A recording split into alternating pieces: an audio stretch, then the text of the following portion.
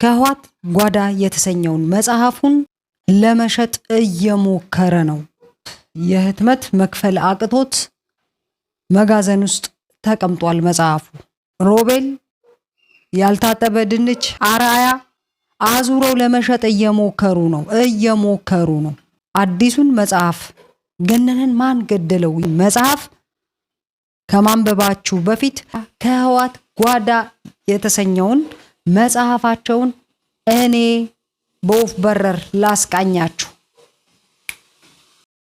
አርሽ ከነ መጽሐፉ በወፍ በረር ሲቃኝ በልጁ በኢየሩሳሌም አርያ ስም የህወሓትን መከፋፈል ተከትሎ የነጻው ፕሬስ ጋዜጦች ላይ ይታተሙ የነበሩ ጽሑፎችን የሚያዘጋጇቸው ከመለስ ዜናዊ ቡድን ተጣልተው ከህወሓት የተለዩ እነ ገብሩ አስራት ነበሩ።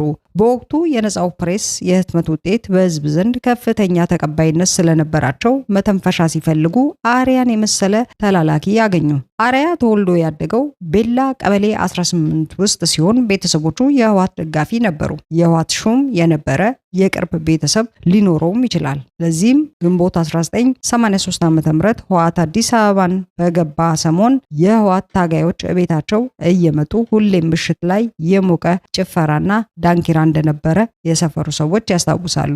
ምንም እንኳን በ1996 ዓ.ም ይህ የነገብሩ አስራት ቡድን የራሱን ጋዜጣ ጭምር ማሳተም ቢጀምርም ጽሑፉን እያዘጋጀ ለአርያ በመስጠት በልጁ ስም እንዲታተም ማድረጋቸውን አላቋረጡም ነበር። ምክንያቱም የጋዜጣው ስርጭት ውስን በመሆኑ አስቀድሞ የከፈቱትን መተንፈሻቸውን ማቋረጥ አልፈለጉም።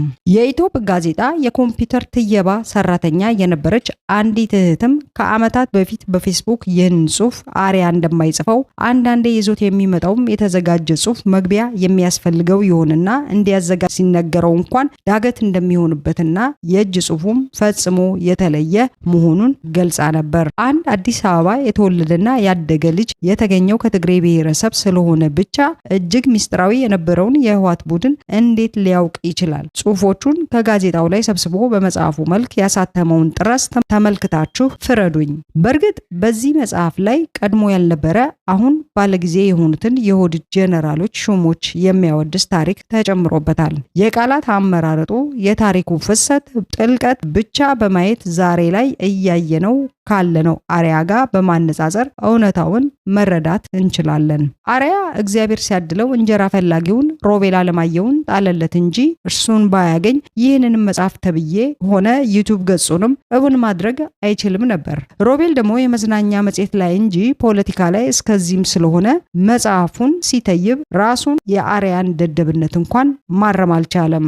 ለምሳሌ መጽሐፉ ገጽ 28 ላይ የኢትዮጵያ መምህራን ማህበር ፕሬዝዳንት የነበሩ ዶክተር ታዬ ወልደ ሰማያት፣ በረከት ሲሞንና ገነት ዘውዴን ጨምሮ 5 ከፍተኛ የመንግስት ባለስልጣናት ለመግደል አሲረዋል በሚል በተከፈተ ክስ ላይ የሞት ፍርድ እንዲፈጸምባቸው መጀመሪያ የፈረደው ይህ ልዑል ገብረ ማርያም የተባለው በህወሓት ፍቅር የናወዘ ሰው ነው ይለናል። እውነታው ግን ዶክተር ታዬ በፍጹም የሞት ፍርድ አልተፈረደባቸውም።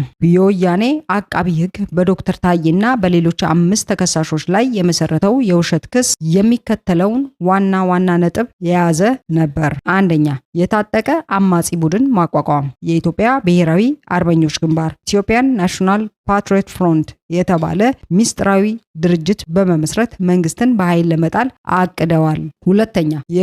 ሁለተኛ የሽብር ተግባር ማቀድ፣ የመንግስት ባለስልጣናትና የውጭ ሀገር ዲፕሎማቶችን ለመግደል እንዲሁም ኢኮኖሚ ተቋማትን ለማውደም ሞክረዋል የሚል ክስ ቀርቦባቸው ነበር። በመጨረሻም ለ3 ዓመታት ያህል የዘለቀ የፍርድ ቤት ክርክር በኋላ በ1991 ዓ.ም የፌዴራል ከፍተኛ ፍርድ ቤት የ15 ዓመት ጽኑ እስራት ፈረደባቸው። ሆኖም ዓለም አቀፍ የሰብአዊ መብት ተሟጋች ድርጅቶች ባደረጉት ግፊት የተፈረደባቸውን የ15 ዓመት እስር ሳይጨርሱ ለጠቅላይ ፍርድ ቤት ያቀረቡት ይግባኝ ከ6 ዓመታት እስር በኋላ በ1994 ዓ.ም ነበር የተፈቱት። ገጽ 109 ላይ ሚሚ ስብዓቱን አስመልክቶ የጻፈው ጽሑፍ የደርግ ጀነራል የነበሩትን ጀነራል ተስፋዬ ገብረ ኪዳንን አስመልክቶ ሊታመን የማይችል ነገር አስፍሮ እናገኛለን። አርሽ ሚሚ ስብዓቱ የተለያዩ ሴቶችን በማግባባት ለጀነራሉ ቤታቸውና ቤተ መንግስት ተወስድ እንደነበረ ይጠቅሳል። ታዲያ አንድ ቀን ጀነራሉ ከሌሎች ጀነራል ጋር ካርታ እየተጫወቱ ሳለ ሚሚ ስብዓቱ ትመጣለች። ጀነራሉ ምን ነው ዛሬ ብቻሽን መጣሽ ብለው ሲጠይቋት አይ ዛሬ ለእርሶ የሚሆን ሴት አላገኘውም ብላ መለሰችላቸው። በሳምንቱም እንዲሁ አደረገች ይለናል አርሽ። በመጨረሻ ጀነራሉ ሚሚ ሐሳብሽ ገብቶኛል፣ ሴት አጣው የምትዩ ከአንቺ ጋር እንድተኛ ነው? ይህንን በህልምሽ አታስቢው። በዓለም ላይ የሴት ዘር ጠፍቶ አንቺ ብቻሽን ብትቀሪ እንኳን አብሬሽ መተኛቱ የማይሆን ነገር ነው ብለዋት አብረዋቸው ያሉትን ጀነራሎች ሳይቀር አሳቋቸው ይለናል አርሽ። እንዲህ አይነቱን ታሪክ ማመን አይቻልም። በመጀመሪያ ደረጃ ጀነራሉ ባለትዳርና የልጆች አባት ነበሩ። በትዳራቸው ላይ ቢማግጡ እንኳን በፍጹም በዚህ አይነት መልኩ ሊያደርጉት አይችሉም። በደርግ ስርዓት የነበረውን ጥብቅ ወታደራዊ ዲሲፕሊን የሚያውቅ ማንኛውም እኚህ ኢትዮጵያን ጭምር ለ6 ቀናት በመሪነት ያገለገሉ ከፍተኛ ጀነራል ሊያውም የጀነራልነት ማዕረግ ባላቸው ወዳጆቻቸው ፊት እንዲህ አይነት ርካሽ ተግባር በድፍረት ያደርጋሉ ተብሎ አይታመንም። ይህን አይነቱን ተግባር ህወሓት የሾመቻቸው የምሰል ጀነራሎች እንጂ ለሀገራቸው አጥንትና ደማቸውን ከስክሰው ያለፉት በጥብቅ ወታደራዊ ስልጠና ዲሲፕሊን ታንጸው ያደጉት የቀድሞ ወታደራዊ መኮንኖች አይደሉም። በእርግጥ አርሽ ይህንን የጨመረባት ሚሚ ስባቱን ለማዋረድ አስቦ ቢሆንም የተከበሩ ጀነራል ታሪክ ያለ አግባብ አጉድፏል። እስካሁን በወፍ በረር መጽሐፍ ተብየውን ሳገላብጥ ያገኘሁትን ያካፈልኳችሁ። በደንብ ቢዳሰስ ደግሞ ብዙ ጉድ ይገኝበታል። ይህን መጽሐፍ የተዘጋጀው በአርሽና በሮቤል ነበር። አሁን ጋዜጠኛ ገነንን አስመልክቶ እያዘጋጀነው ነው ባሉት መጽሐፍ ደግሞ ያልታጠበ ድንች አማን ከበደ ተጨምሮበት በምርቃና ምለቅልቀው እንደሚመጡ እናያለን። በእርግጥም በቀድሞ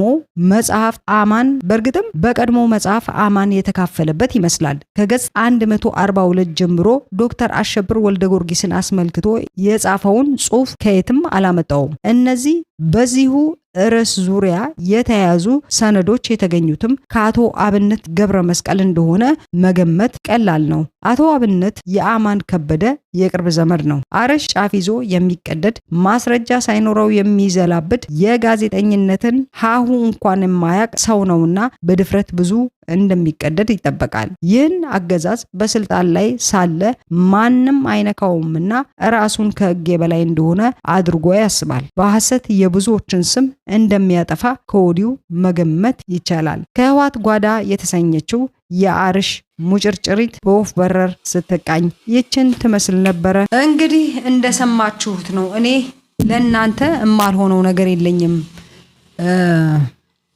የጋዜጠኛ ገነንን ገዳይ በመጽሐፍ አሳትሞ ለመሸጥ እየሞከረ ነው። አርአያ ቢዝነስ ለመስራት እየሞከረ ነው። አርአያ ወደ አሜሪካ ተመልሶ ሸልተር ላለመግባት ሆምለስ ላለመሆን እየሞከረ ነው። አርአያ እየሞከረ ነው። በቪዲዮ 50 ቪዲዮ ሰርቶ ያላገኘውን የጋዜጠኛን ገነንን ገዳይ ትክክለኛ ገዳዩን በመጽሐፍ ለማፍረጥ ለማጋለጥ እየሞከረ ነው።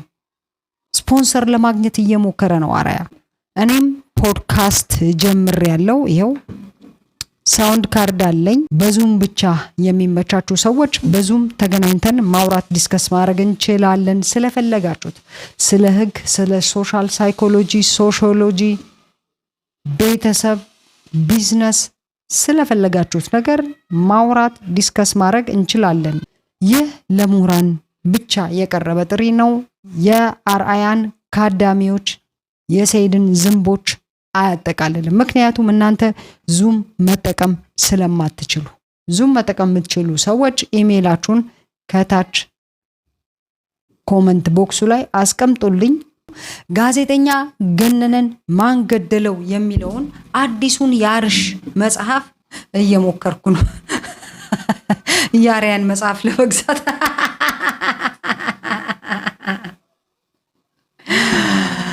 ያልታጠበ ድንች ስቴዲየም ዙሪያ በጠዋት ተነስቶ ፊቱን ታጥቦ ምላስና ሰንበር የሚገዛለት ለማግኘት እየሞከረ ነው። ሮቤል ከመዝናኛ ጋዜጠኛ ወደ ፖለቲከኛ ለመቀየር እየሞከረ ነው።